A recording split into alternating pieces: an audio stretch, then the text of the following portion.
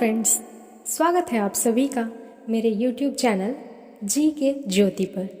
Friends, आज के इस वीडियो में हम जीके से कुछ ऐसे इम्पॉर्टेंट क्वेश्चंस लेकर आए हैं जो आपके हर तरह के कॉम्पिटिटिव एग्ज़ाम्स के लिए इम्पॉर्टेंट होंगे।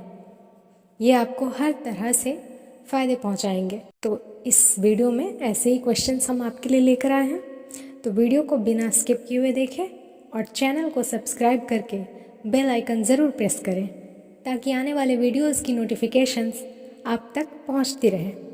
तो आइए वीडियो स्टार्ट करते हैं। हमारा पहला क्वेश्चन है, महाकाव्यों तथा पुराणों में भारत को किस नाम से जाना जाता है? तो इसका राइट आंसर हो जाएगा भारतवर्ष, जिसका अर्थ होता है भारत का देश। और यहाँ के निवासियों को, यहाँ जो रहने वाले हैं, उनको भारती कहा गया है, जिसका अर्थ होता है भरत की संतान। तो पुराणों में भारत को भारतवर्ष कहा गया है। हमारा अगला सवाल है, यूनानियों ने भारत को क्या नाम दिया है? तो फ्रेंड्स, इसका राइट आंसर होगा इंडिया।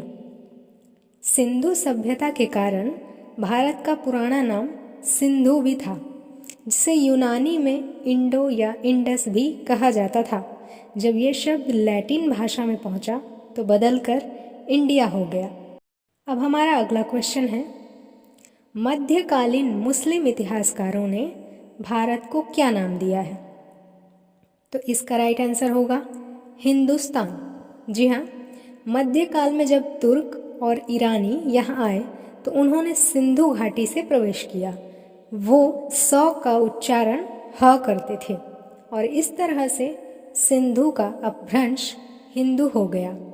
उन्होंने यहाँ के निवासियों को हिंदू कहा और हिंदुओं के देश को हिंदुस्तान का नाम दिया। अब हमारा अगला प्रश्न है, भारत का सर्व प्राचीन धर्म ग्रंथ क्या है? तो इसका राइट आंसर है वेद। वेद शब्द संस्कृत भाषा के विद ज्ञाने धातु से बना है।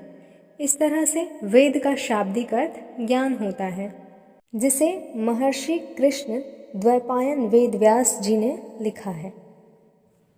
अब हमारा अगला प्रश्न है, वेद कितने हैं? तो इसका राइट आंसर है 4।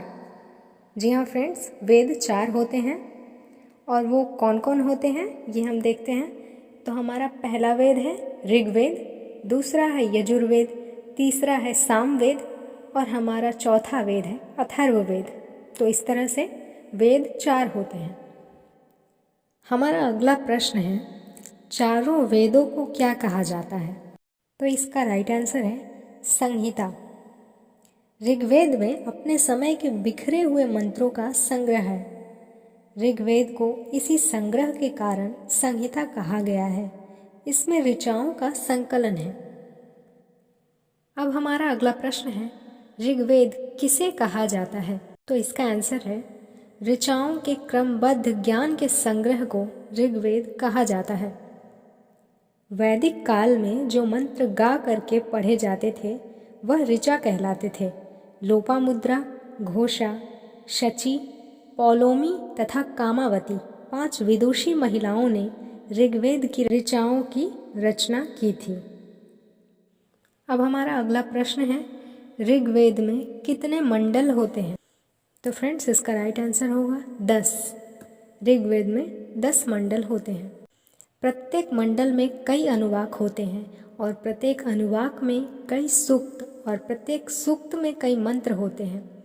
इस प्रकार ऋग्वेद की मंत्र संहिता के विभाजन की एक सुंदर और निश्चित व्यवस्था इन मंडलों से हमें प्राप्त होती है। अब हमारा अगला प्रश्न है, ऋग्वेद में कितने सूक्त होते हैं? तो इसका राइट आंसर है 1028, यानी 1028 सूक्त होते हैं। वेद मंत्रों के समूह को सूक्त कहा जाता है। अब हमारा अगला क्वेश्चन है, ऋग्वेद में कितनी ऋचाएं होती हैं? तो इसका राइट आंसर होगा 10,462 ऋचाएं। जी हाँ फ्रेंड्स, ऋग्वेद में 10,462 ऋचाएं होती हैं। वैदिक काल में जो मंत्र गा करके पढ़े जाते थे वह ऋचा कहलाते थे। इस वेद के ऋचाओं को पढ़ने वाले ऋषि को होत्री कहते हैं। तो फ्रेंड्स, आज के लिए बस इतना ही। अगर वीडियो अच्छा लगा हो तो लाइक शेयर कमेंट ज़रूर करेंगे और मिलते हैं इसी तरह से अगले वीडियो में इम्पॉर्टेंट क्वेश्चंस के साथ। तब तक के लिए बाय बाय।